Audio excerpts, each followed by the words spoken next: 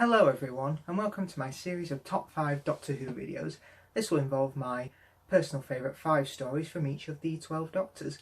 So, we shall begin with the one who started it all, the First Doctor.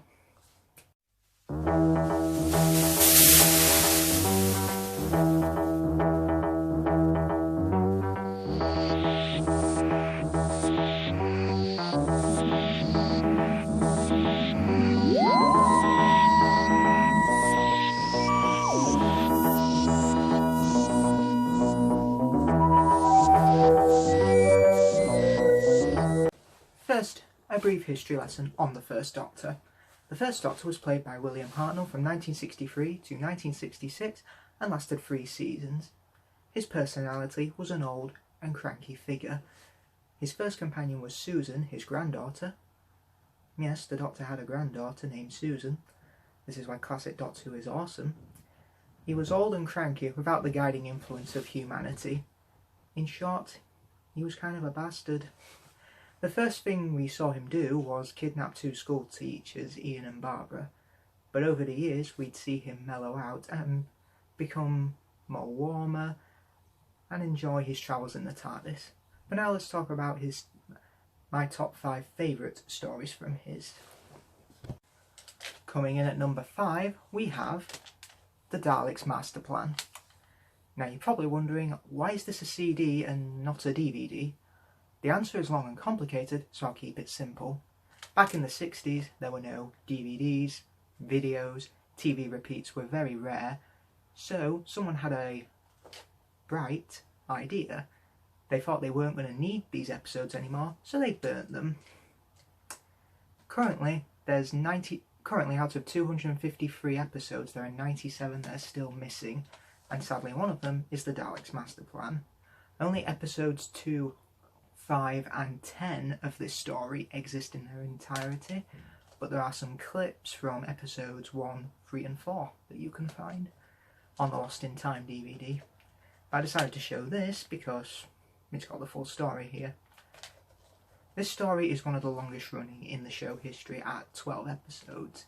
You could argue it's the longest whether you want to look at Trial of a Time Lord from season 23 as 4 different stories or one whole one. It's about the Daleks planning to destroy the universe using the Time Destructor, because they've got nothing else better to do.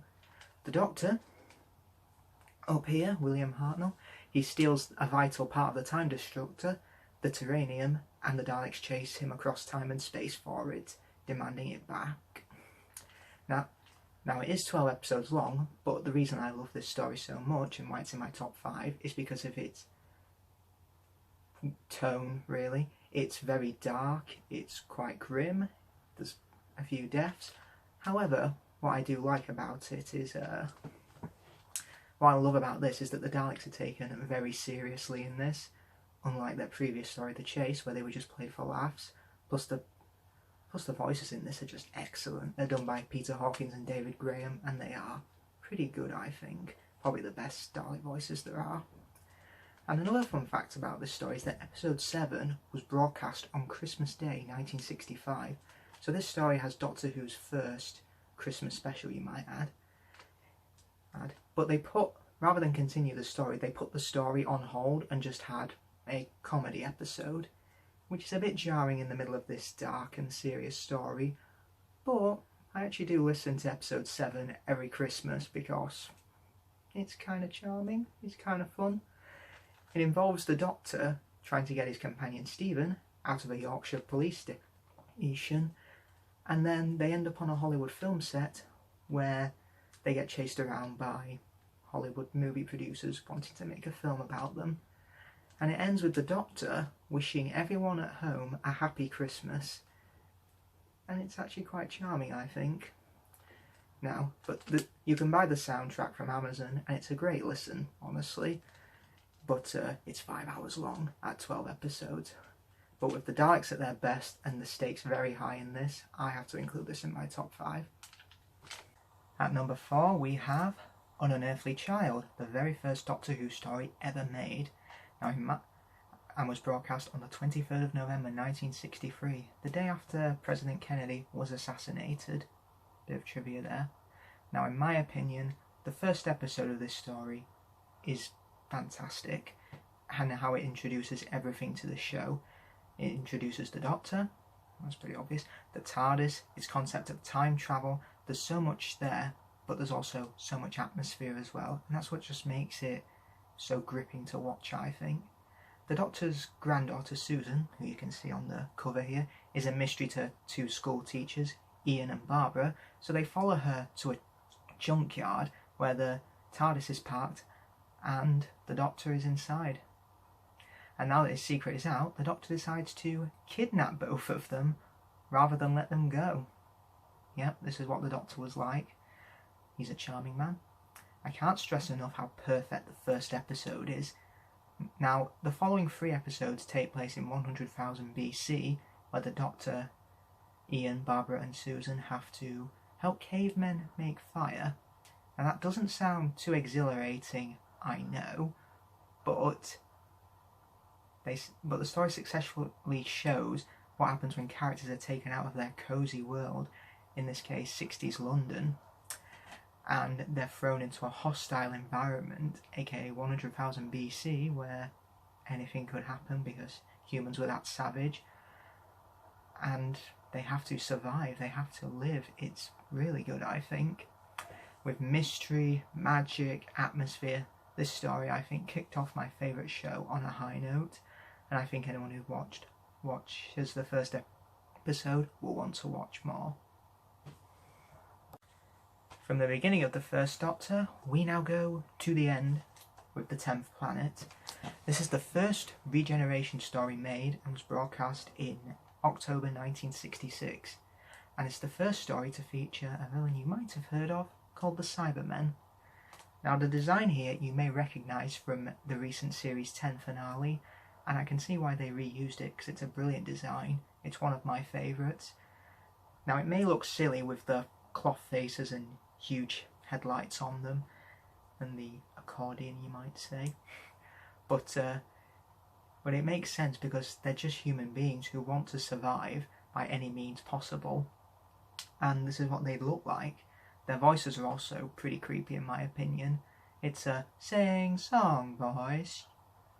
Yeah, that's my terrible impression, and I think it's creepy even today, and was really well used again in the Series 10 finale. Also, this was Doctor Who's, you could argue it was Doctor Who's first Base Under Siege story, and it's a style that I'm a huge fan of. It's a small crew of people trapped while scary monsters attack. It's a great setup, and it's done very well here due to the creepiness of the Cybermen, and with a claustrophobic setting and creepy Cybermen, I had to include it on this list. Now, regarding the Doctor's regeneration, he doesn't really go out in like a blaze of glory. It just kind of happens at the end because his body was wearing a bit thin. But the effect, I think, looks great even today.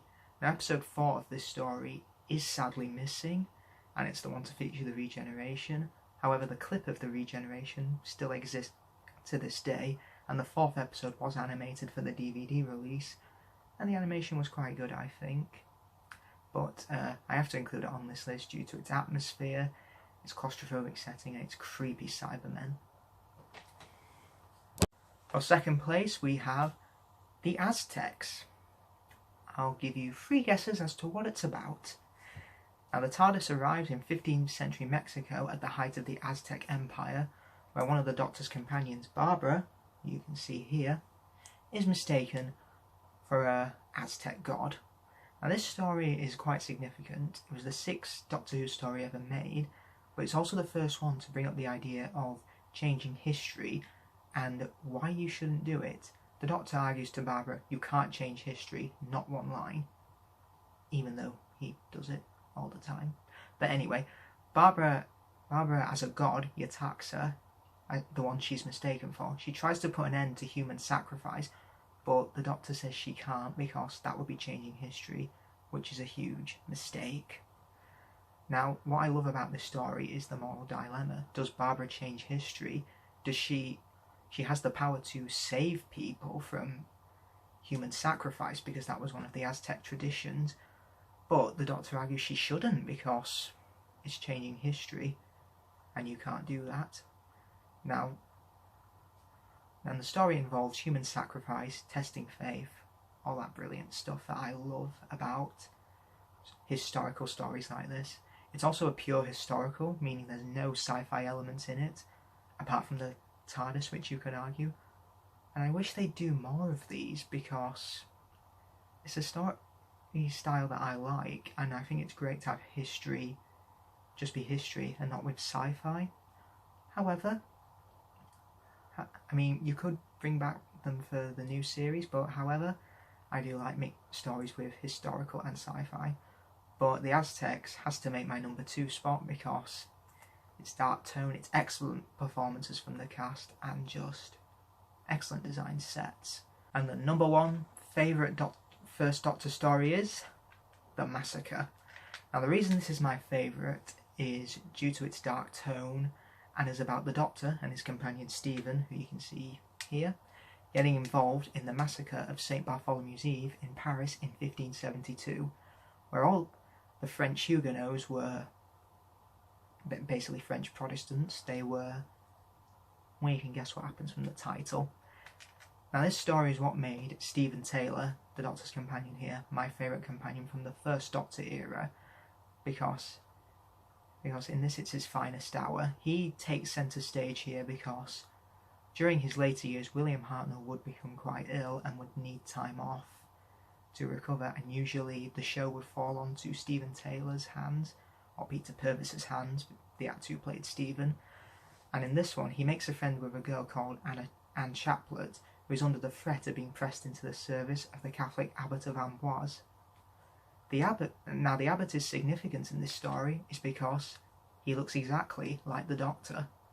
Now to this day it's left a mystery of whether it was a coincidence, he just happens to look like the Doctor, or the Doctor was pretending to be the Abbot for some reason.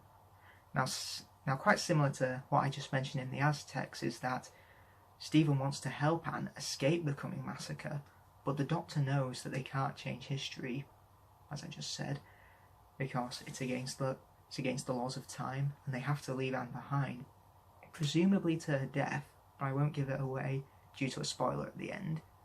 Now the ending, I think, to this story is incredible, because back then we didn't know much about, the audience, I should say, didn't know much about the Doctor's past.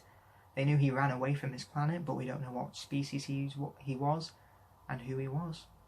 We just did not know. Now and he even contemplates going home because he feels maybe he's gone too far, maybe he shouldn't be travelling anymore, and that's fantastic for me.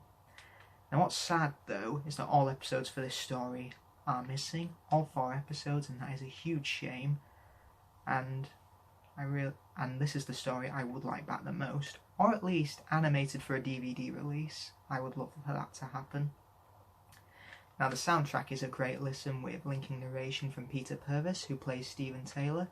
You can buy this from Amazon, I think, or in the Missing Doctor Who TV episodes collection, I think.